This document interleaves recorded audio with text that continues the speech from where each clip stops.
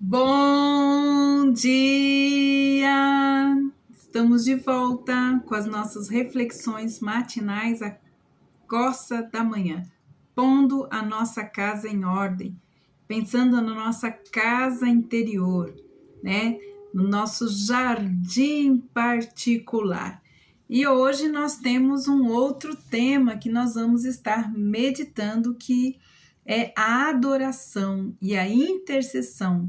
São práticas de uma confissão de fraqueza.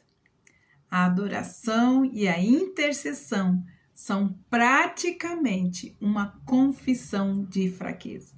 Nós estamos falando de como nós podemos cultivar o nosso jardim interior, né? Aquele local dentro de nós, onde nós mantemos a nossa comunhão íntima e pessoal com Deus. E nós estamos falando que nesse momento, nesse lugar, a importância de nós termos orações de adoração e também de confissão. Uma outra razão que nós sabemos pela qual as pessoas têm dificuldade em se dedicar à oração de adoração e à intercessão é que essas práticas, por sua natureza, são uma confissão da nossa fraqueza.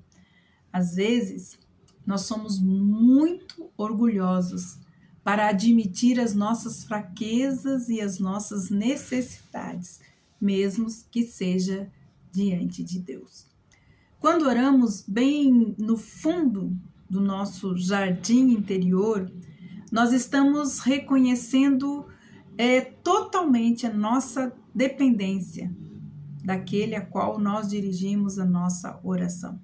Às vezes, até mesmo é difícil admitirmos as nossas fraquezas bem lá no fundo do nosso ser, pois existe algo em nosso coração que nega que somos totalmente dependentes de Deus.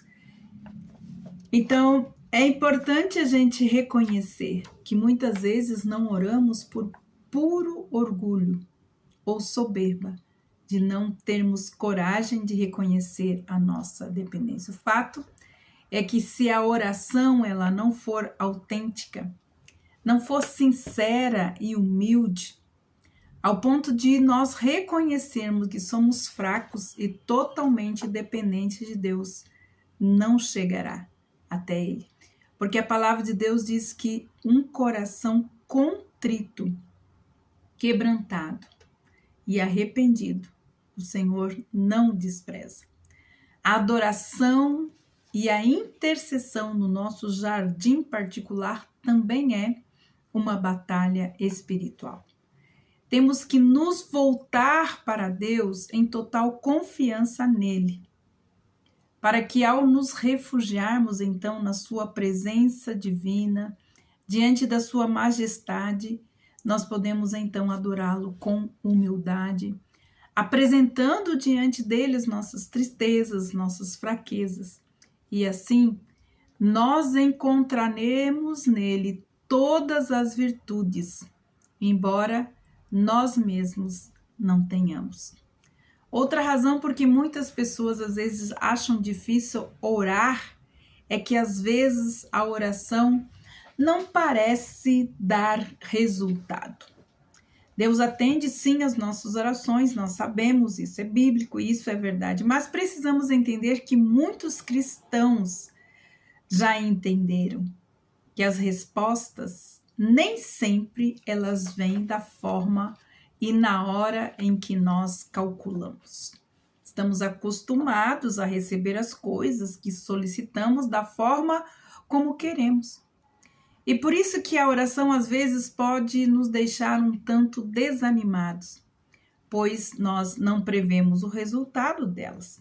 Então somos tentados a abandoná-la e tentamos por nós mesmos, então, encontrar o resultado para as nossas necessidades.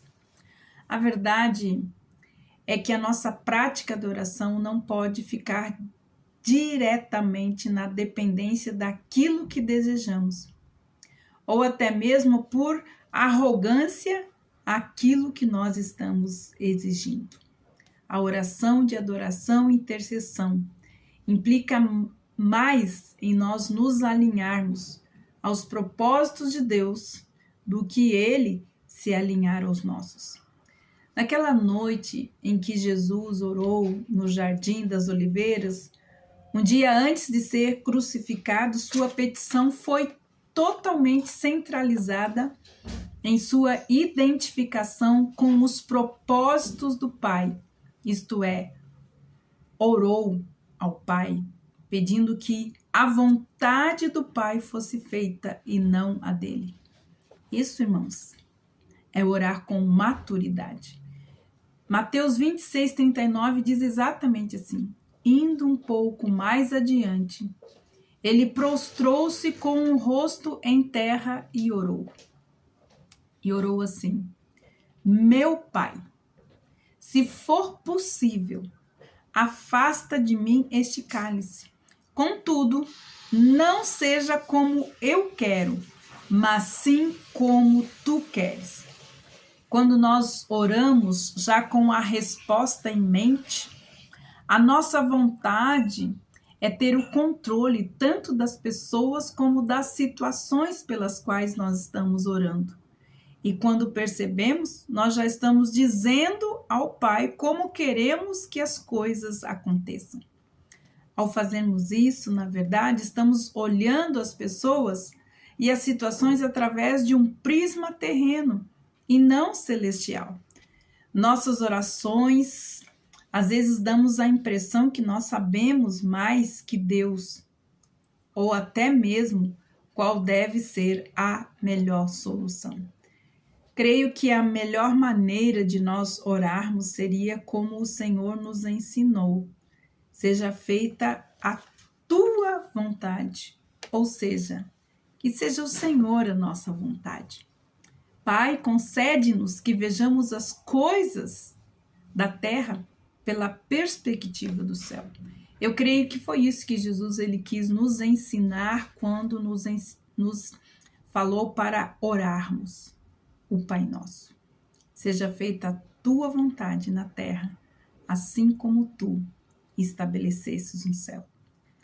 Depois de nós estarmos meditando a respeito, então, desses obstáculos de oração, nós poderemos ver finalmente como nós podemos cultivar a disciplina da adoração e intercessão no nosso jardim.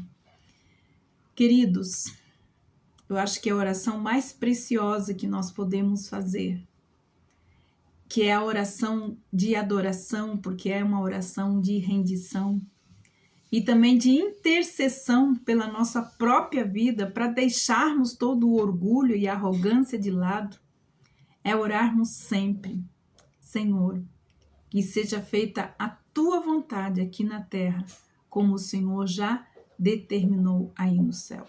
Até porque a própria palavra de Deus nos diz que a vontade de Deus é boa, perfeita e agradável, traz paz, alegria e justiça. É assim que a oração do reino se manifesta na terra e pode se manifestar em nossas vidas e também em nossos corações. Que você possa meditar a respeito se algumas desses obstáculos a respeito de oração têm feito parte da sua vida e impedido você de orar neste jardim secreto, no jardim da oração. Que Deus abençoe você e até amanhã com as nossas reflexões matinais, a Corsa da Manhã, falando então como nós podemos cultivar o nosso jardim. Que Deus abençoe você e até amanhã.